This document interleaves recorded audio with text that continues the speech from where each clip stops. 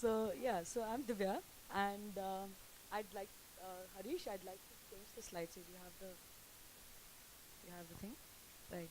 So like Harish said, I come from a traditional Tamram family. This the where values are the thing, and I was totally protected. I couldn't go out with my friends even after 10th boards for a movie, and I've always felt bad about that. I even tell my mom even now.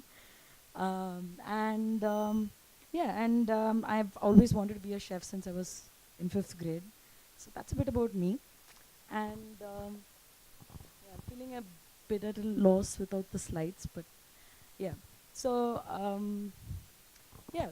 about me, I have a lot of failures. So like I was sharing with some of my friends here, I really had to think hard of which failures I really wanted to talk about today. And I decided I would focus on two because I think a lot of you would connect with it. So like I said, I wanted to be a chef since I was in 5th grade. And I applied for a lot of schools. And, everybody was like, Inna Amma, why do you want to do this? You can just sit and you're so, you do well at school. Why don't you just get a computer desk job and, stuff like that. My parents luckily were not the kind. But so after 10th class, I worked at a hotel here in Hyderabad for 3 months, and then I really made up my mind I wanted to be a chef. So that was my parents' way of checking whether that's what I really wanted to do. And after that, after completing my 12th, I joined the Institute of Hotel Management in Aurangabad, and met one of my biggest failures. I was a social failure. So I didn't know what that meant till I recently Googled it yesterday. I just found the word there, and I think it stuck to what I felt at the time.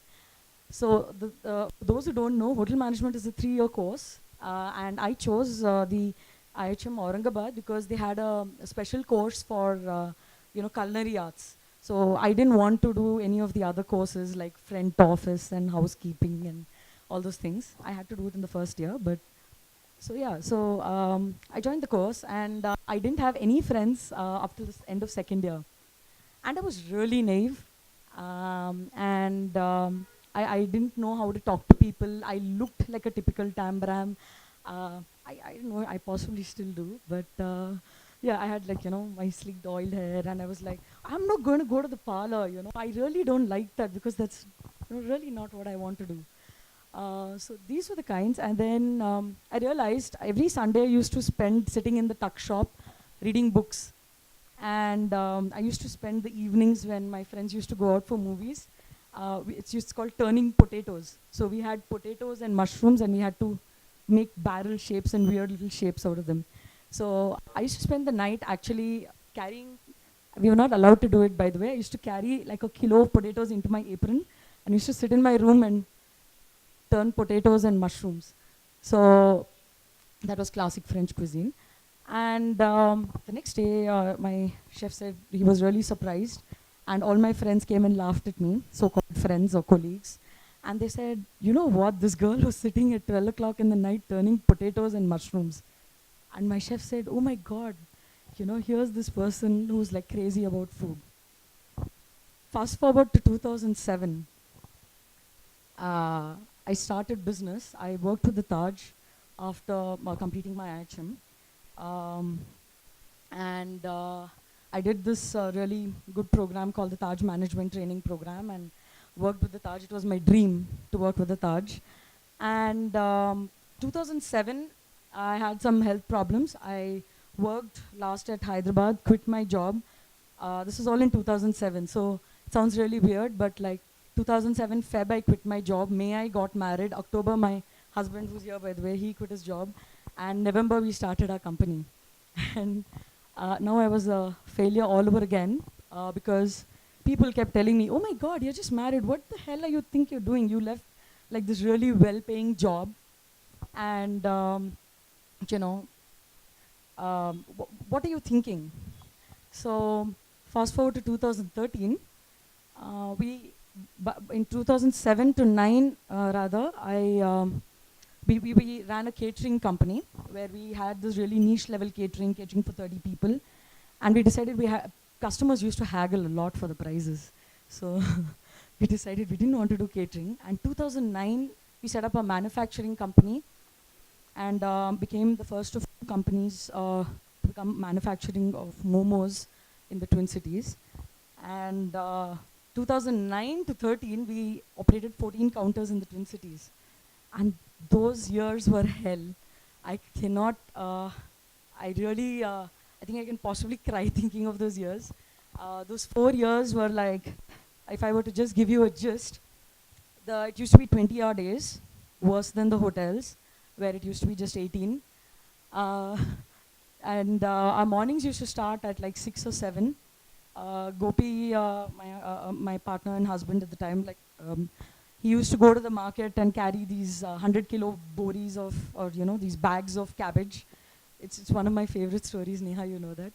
And it's still vivid in my mind. And we used to come back, do the manufacturing, or make these momos on the machine. And the first counter we set up in 2009 was at Spencer's in Ameerpet. And the first day we sold, can anybody guess just how many plates we sold? This was after 8 months of research in the market. Anybody? It's not just a speech, please. Yeah, you're right. I sold a plate. Yeah, it is really scary because I'm a first generation entrepreneur. Nobody in my family is in this business. And we put in almost 8 months of research. And then we went back on the first day and said, oh my God, what have we gotten ourselves into? We have these huge loan, a 25 lakh loan on my head. And, we just took the leap. And 2013, by the time we struggled all our way through to 2013, standing at counters, doing exhibitions morning to night, explaining what is a momo in 5 different languages at these exhibitions. And then I remember, in fact, one day I actually told a person, oh my God, just eat it. It's not a bomb. It's not going to burst. So so that was it. And then 2013, we actually closed 12 counters. That's my third business model change. If any of you notice, I started as a catering company. Then it became a retailing company where I manufactured and sold through counters. I closed 12 counters in 2013, all in a single year. And with 2 counters, I decided we would go to the hotels, and we took an order to make 12,000 spring rolls overnight for a page 3 wedding for a 5-star hotel. And we did it. It's 12,000 pieces. I don't know how many of you have actually made it. It's crazy. We worked, I think, through the night, slept for an hour, got 3 more people from a college and did it. So I think, I was a failure all the way through. And I think I really thank those days. I remember them as some of the worst days, but some of the days that have given me, I think, some of my most valuable learnings. And I think, although I might have cried a lot in those days, I think today I can really smile at them. And I look back and said, oh my God, in college I was so naive, I never knew any better. And I think today I can say that, that naivety is what kind of held me through. And I actually didn't realize it helped me focus. I was a triple gold medalist in my college because I didn't have any friends. So the flip side of my failure is my success at college. Entrepreneurially, our failures actually have translated into us becoming a company with over 60 varieties of products, catering to over 300 institutions. And today I sent my first batch of stocks to Bangalore. So, I think I was just contemplating what are the top 3 learnings. And I think, first it is our never say die attitude for me. I think, like I said, possibly because I didn't have friends, I didn't focus on the situation, right? I focused on what I wanted to be. I wanted to be a chef. And here's my golden opportunity. And at the time, although I didn't know it, my brain was trained to do what I loved the most. And I always keep telling people, you wake me up in the middle of the night and I can cook you a meal. Please don't land up at my house. But no, just kidding. Always welcome. So Yeah, so I think the never say die attitude is something that I learned, and persistence, um, never giving up. I think the first day after I sold one plate of momos, we went back and we made something called the chocolate momo. We're the first ones in India to make that today, and the first ones to launch colored momos. And I think there were a lot of firsts after that, without sounding too, uh, you know, boastful.